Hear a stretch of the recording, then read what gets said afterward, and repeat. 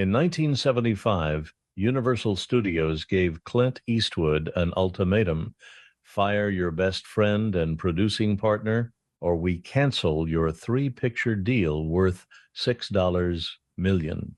Clint's response didn't just save his friend's career, it destroyed Universal's grip on independent filmmaking and changed how movies get made in Hollywood forever. Robert Daley was Clint's best friend since 1968. They'd met on the set of Coogan's Bluff when Bob was working as an assistant director, and Clint was transitioning from TV westerns to feature films. They'd clicked immediately, both no nonsense, both interested in efficient filmmaking, both tired of studio bureaucracy. By 1971, Bob had become Clint's producing partner. They'd formed Malpaso Productions together, with Clint as the creative force and Bob handling the business and production logistics. They'd made Dirty Harry, High Plains Drifter, and The Outlaw Josey Wales together. Every film profitable, every film under budget, every film on schedule. They weren't just business partners, they were genuine friends. Bob was at Clint's house for dinners. Their families vacationed together. When Clint's father died in 1970, Bob was one of three people at the private funeral. When Bob's son was hospitalized with pneumonia in 1973, Clint visited every day for a week. This wasn't a Hollywood friendship of convenience. This was real, but Universal Studios hated Bob Daley, not because he was incompetent, because he was too competent. Bob's entire job was protecting Clint's interests, which meant fighting the studio on every overreach. When Universal wanted to inflate budgets to justify taking a bigger cut, Bob said no and showed them the real numbers. When they wanted to delay payments to hold on to cash flow longer, Bob threatened lawsuits and got the money within 48 hours. When they wanted creative control over final cuts, Bob reminded them that Malpaso's contracts gave them no such rights. Bob was polite but immovable. He knew every clause in every contract. He documented every conversation. He never lost a negotiation because he was always more prepared than whoever he was negotiating against. Universal executives called him the Wall. They meant it as an insult. Bob took it as a compliment. By 1975, Universal had had enough. They wanted Clint without Bob. They wanted access to Clint's profitability without Bob's protection. They wanted a producer who would be reasonable, which meant a producer who would lose negotiations in Universal's favor. The head of production at Universal, a man named Richard Shepard, called a meeting with Clint in May 1975. Clint arrived thinking it was about his next project. Bob wasn't invited to the meeting. That should have been Clint's first warning. "Clint, we need to talk about Bob Daley," Richard said, "not wasting time on pleasantries." "What about him?" "He's difficult. He fights us on everything. He's costing us money and time with his constant pushback. We want him gone." Clint stared at him. "Bob's my producing partner. He's supposed to fight for our interests. That's his job. Your interests are his interests, because from where we sit, he's protecting his own position by making himself indispensable to you. He's creating conflict to justify his existence. That's bullshit, and you know it. Every film we've made together has been profitable, under budget, and delivered on time. Bob's the reason for that." Richard leaned forward. "Here's the situation. We have a three-picture deal with you worth $6 million. Very generous terms. But that deal is contingent on reasonable cooperation from all parties. Bob Daley is not reasonable cooperation. So here's the choice. You fire Bob and find a new producer we can work with, or we cancel the deal." Clint felt rage rising, but kept his voice level. You're telling me to fire my best friend. I'm telling you to make a business decision. You're a bankable star, Clint. Bob Daley is a producer. Producers are replaceable. There are 100 qualified producers in this town who would kill to work with you. If you want to keep making movies with Universal, Bob goes. It's that simple. And if I say no, then we cancel the three-picture deal. We tie up Malpaso in litigation over existing contracts for breach of good faith cooperation. And we make sure every other studio in town knows you're difficult to work with, that you put personal relationships ahead of professional obligations. You'll spend the next 5 years fighting in court instead of making movies. Is that what you want? Clint stood up. We're done here. He walked out without another word. He drove straight to Bob's office in Burbank and told him everything. Bob's face went pale, but he wasn't surprised. They've been looking for a reason to push me out for 2 years, Bob said quietly. I just didn't think they'd be this direct about it. I thought they'd try to go around me or marginalize me. But an ultimatum? That's bold. I'm not firing you. Clint, it's $6 million. And if you fight them, they'll destroy Malpaso with legal fees. You have to think practically here. Maybe it's time. Time for what? Time for me to throw away a 7-year friendship because some executive wants easier negotiations? That's not happening. So what are you going to do? I'm going to call their bluff. That evening, Clint called Richard Shepard at home. I'm not firing Bob Daley. Cancel the three-picture deal if you want. But I'm also pulling every project Malpaso has in development at Universal. Every single one. We're done. There was a pause. Richard had expected Clint to negotiate, to ask for time, to try to find a compromise. He hadn't expected a complete walkout. You can't do that. You have contractual obligations on projects in development. Read the contracts, Richard. Bob wrote them. Malpaso retains all rights to projects in development. You have distribution deals on finished films. You don't own the projects we're developing. So I'm taking them, all of them. Find yourself a new meal ticket. You'll never work with a major studio again. I'll make sure of it.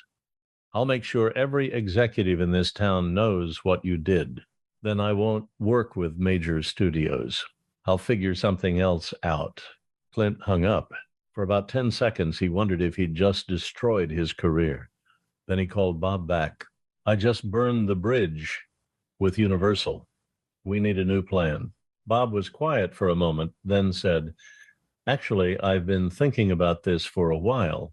What if we didn't need a studio to finance us?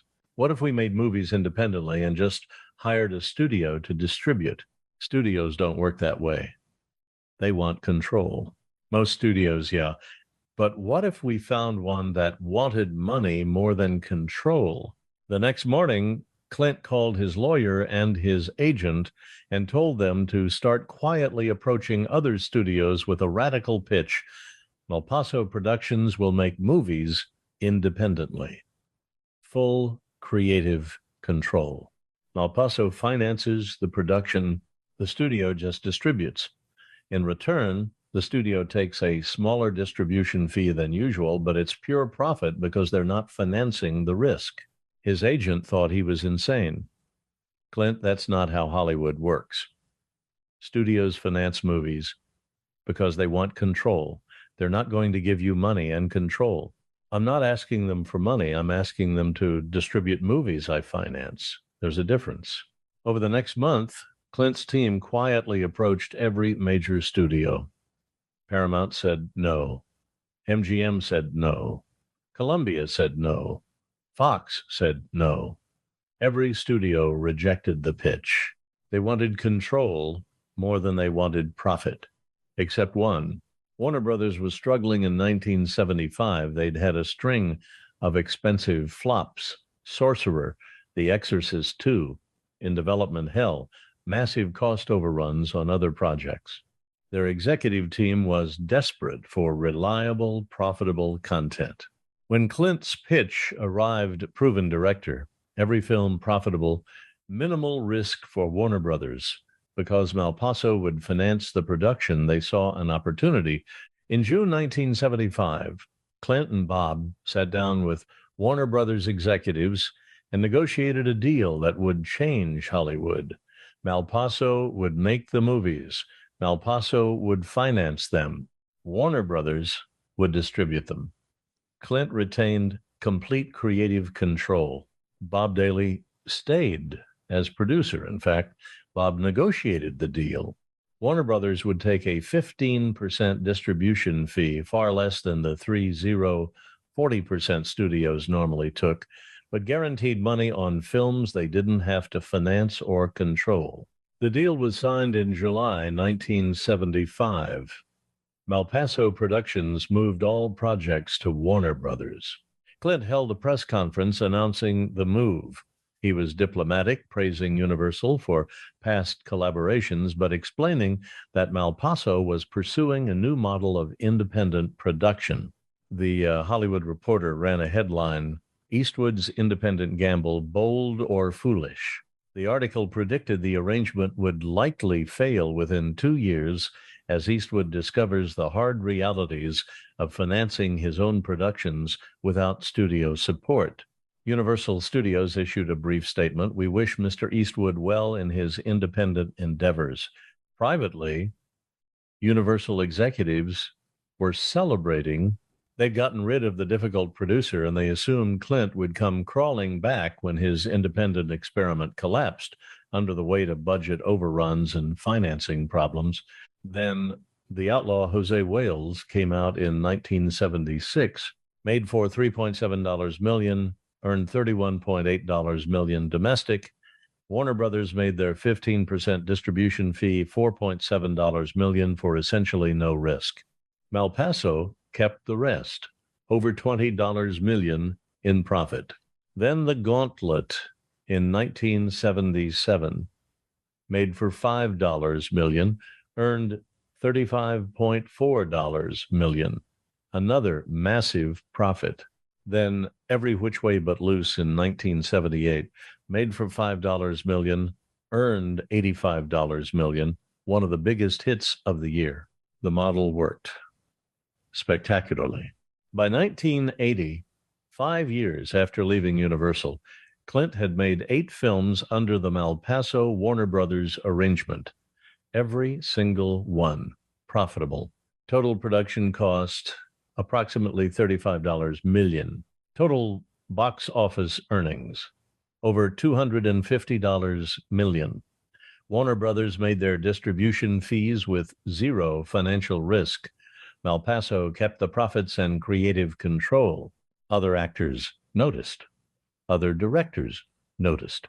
By 1982, Warner Brothers had signed independent production deals with George Lucas, Steven Spielberg, and Francis Ford Coppola, all following variations of the model Clint had pioneered.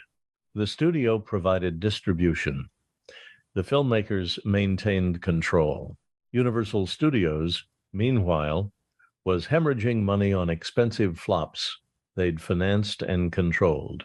By 1983, they were desperately trying to sign independent producers to Malpaso-style deals, but the top talent went to Warner Brothers and other studios who'd proven they could work with creative independence. In 1985, 10 years after the ultimatum, Universal's head of production, Richard Shepard, the man who'd told Clint to fire Bob Daley or lose everything, was fired after a string of expensive failures. Universal's parent company sold the studio to MCA. The executive team that had run Universal in 1975 was completely gutted. Almost none of them were still in the industry. Clint and Bob Daley, meanwhile, were still making movies together, still profitable, still under budget, still on schedule. The friendship Universal had tried to destroy was stronger than ever. In 1990, 15 years after the ultimatum, a reporter asked Clint about the split with Universal. They wanted me to fire my best friend to make their jobs easier, Clint said. I figured if a friendship wasn't worth $6 million, it wasn't worth anything. Turns out the friendship was worth a lot more than $6 million, and the studio that tried to end it doesn't exist anymore in any form I'd recognize. Bob Daley produced over 30 films with Clint between 1971 and 1995. He retired in 1995, wealthy and respected, one of the most successful independent producers in Hollywood history. At his retirement party, Clint gave a speech. In 1975, a studio executive told me I had to choose between a $6 million deal and my best friend. He assumed I'd choose the money. He assumed the friendship was expendable. He was wrong. I chose Bob, and it was the best decision I ever made. Not because of the money we made afterward, though, that was nice, but because some things matter more than studio deals. Bob's one of those things. He protected me when I needed protecting. He believed in independence when everyone said it was impossible. And he taught me that you don't have to play by their rules if you're willing to write your own. Here's what that May meeting in 1975 teaches us. Universal Studios had power. They had money.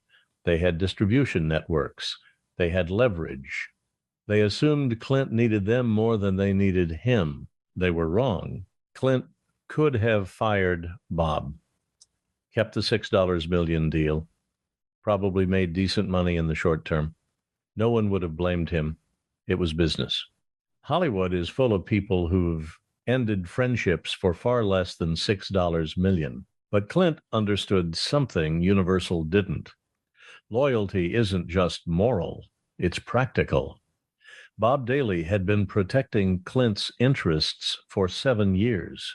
Firing him to appease a studio would signal to everyone in Hollywood that Clint's loyalty was for sale, that relationships mattered less than deals, that he'd throw people away when it was convenient. So Clint walked away, took the risk, built something new. And in doing so, he didn't just save a friendship. He created a new model that changed Hollywood, proved that actors and directors could maintain creative control, proved that studios could profit from distribution without controlling production, proved that independence was viable. Universal Studios tried to force a choice between friendship and career. Clint chose both, and the studio that demanded the choice is gone. If this story moved you, subscribe and share it with someone who needs to remember that loyalty isn't weakness, and that sometimes walking away from power is how you build something better.